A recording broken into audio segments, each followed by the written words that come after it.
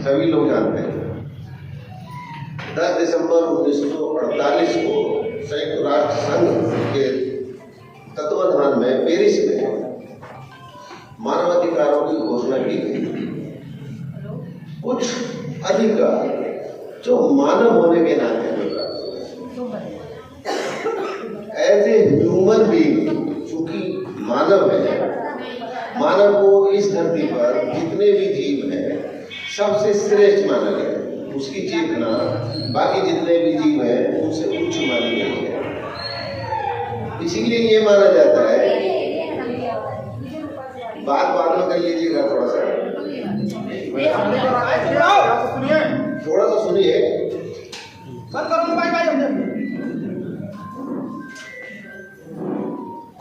इस धरती पर बहुत से जीव हैं, लेकिन मनुष्य सर्वोच्च चेतना के साथ पैदा हुआ है। इसलिए यह माना गया है कि एज ए ह्यूमन बीइंग, मनुष्य होने के नाते कुछ विशेष अधिकार वो आपको जन्म से पूर्व ही प्राप्त। यदि आप किसी प्रकार माँ के गर्भ में आ गए हैं तो आपको जन्म लेने का अधिकार, जन्म के साथ पालन पोषण का अधिकार है। ये नहीं, इसका कोई मायने नहीं है कि आपका जन्म किस घर में हुआ है, कहाँ पर आप पैदा हुए हैं। एज ए ह्यूमन बीइंग ये अधिकार आपको प्राप्त होंगे ही। आपको खाना मिलेगा ही, आपको कपड़े होने ही चाहिए। आपके साथ दासता का व्यवहार नहीं किया जा सकता, आपको दास नहीं बनाया जा सकता, आपसे बंधुआ मजदूरी नहीं कराई जा सकती। मजदूरी कराई जा रही है तो उसका पेमेंट आपको दिया जाएगा। आपको शिक्षा का अधिकार है, आप पढ़ेंगे, आपको पढ़ना है। भारतीय संविधान आपको मूल अधिकार देता है। मूल अधिकार मानवाधिकार से आगे की स्थिति है। मानवाधिकार तो सभी के लिए प्राप्त है एज ए ह्यूमन बीइंग, चाहे आप भारतीय नागरिक हैं या नहीं है। लेकिन भारतीय नागरिक होने के नाते जो एक्स्ट्रा अधिकार है उन्हें हम कहते हैं मूल अधिकार, जो भारतीय संविधान आपको एज ए फंडामेंटल राइट प्राप्त करता है। जैसे समानता का अधिकार, स्वतंत्रता का अधिकार, धार्मिक स्वतंत्रता का अधिकार, अल्पसंख्यकों अधिकार, संवैधानिक संरक्षण का अधिकार, that is called fundamental rights. ये है आपके मूल अधिकार। और जिसकी हम आज बात कर रहे हैं ये है मानव अधिकार।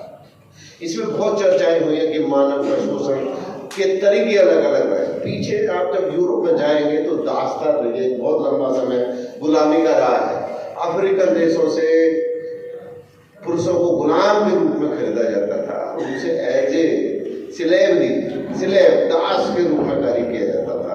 दास प्रथा हिंदुस्तान के अंदर भी थी, लेकिन उसका रूप चेंज था। एज ए बिजनेस नहीं था।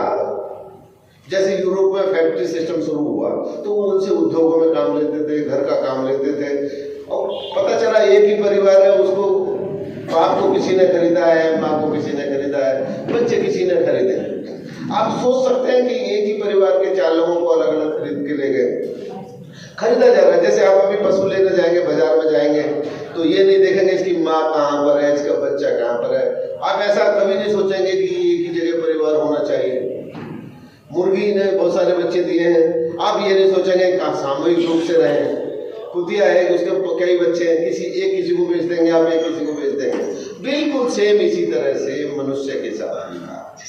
और इतने शोषण के बाद, इतनी क्रांतियों के बाद ये जो आप ह्यूमन राइट्स देखते हैं, एज ए ह्यूमन बीइंग जो आपको अधिकार आज प्राप्त है, ग्रेविटी, डिग्निटी, ये सब जो आपको प्राप्त है, इसके पीछे एक बहुत लंबा संघर्ष है। जो संघर्ष यूरोप के देशों में हुआ, विश्व में हुआ, यूएनओ ने डेवलप किया, उसी के बाद हमारे देश में भी ये आयोग गठन हुआ। आयोग से पहले यहाँ पर एक्ट बना, मानवाधिकार अधिनियम 1993 कहलाता है। उस एक्ट के तहत ही आयोग की स्थापना हुई। राष्ट्रीय आयोग और राज्यों के आयोग, दोनों तरह के आयोग हैं, NHRC, SHRC, state human right commission और नेशनल ह्यूमन राइट कमीशन। उन्हें पर्याप्त अधिकार है। ये बात बीच बीच में आती रहती है कि मानवाधिकार आयोग को पर्याप्त अधिकार नहीं है, लेकिन ऐसा नहीं है। मानवाधिकार आयोग जितने भी हमारे हैं, ह्यूमन राइट कमीशंस हैं, उन्हें सारी पावर्स हैं, इन्वेस्टिगेशन की पावर्स हैं, सबको सम्मान करने की पावर्स है, किसी भी अधिकार को वो बुला सकते हैं और रिकमेंडेशंस लगभग 98-99% उनकी जो रिकमेंडेशंस होती हैं सरकार उन्हें स्वीकार भी करती है।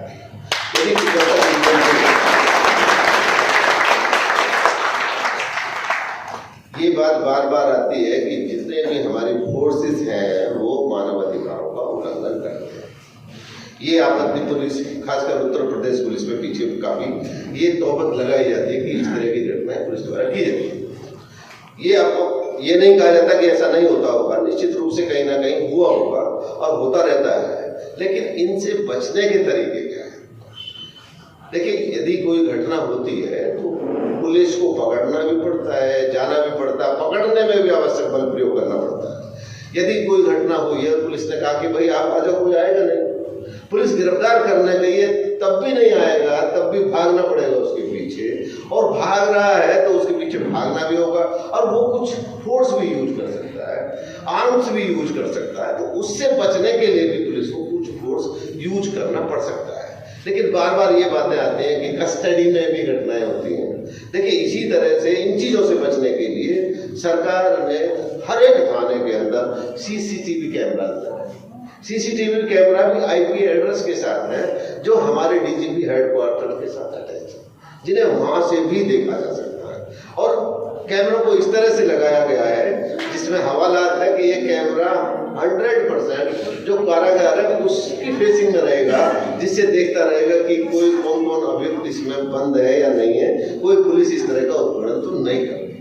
इनसे बचने के लिए अब आप देख रहे हैं सीसीटीवी कैमरास जगह जगह लगे हुए हैं और आप लोगों के हाथ में मोबाइल है, 24 आवर लाइव, कोई घटना हो तो तुरंत लाइव।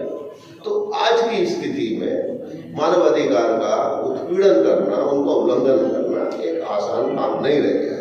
ये टेक्नोलॉजी ने इसमें बहुत मदद की है और आगे को इस तरह के डेवलप हो जाएंगे सिस्टम कि पुलिस को उत्पीड़न करने की भी आवश्यकता नहीं पड़ेगी। कोई चीज पूछताछ में निकलवानी होती है तो इतने साइंटिफिक मेथड्स डेवलप हो जाएंगे कि पुलिस उन्हें आसानी से कर सकती है। मैं आशा करता हूं कि भविष्य में पुलिस के पास इस तरह के संसाधन निश्चित रूप से होंगे कि उसे उत्पीड़न करने की आवश्यकता ही नहीं होगी।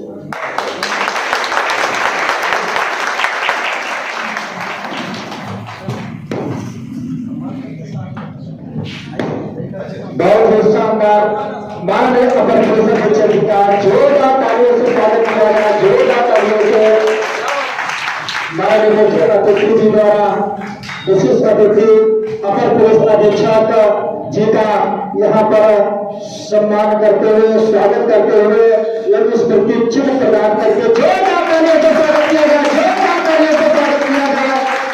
माननीय मुख्य अतिथि डॉक्टर देवान साहब जी द्वारा विशिष्ट अतिथि जी को माल्यार्पण करते हुए स्मृति चिन्ह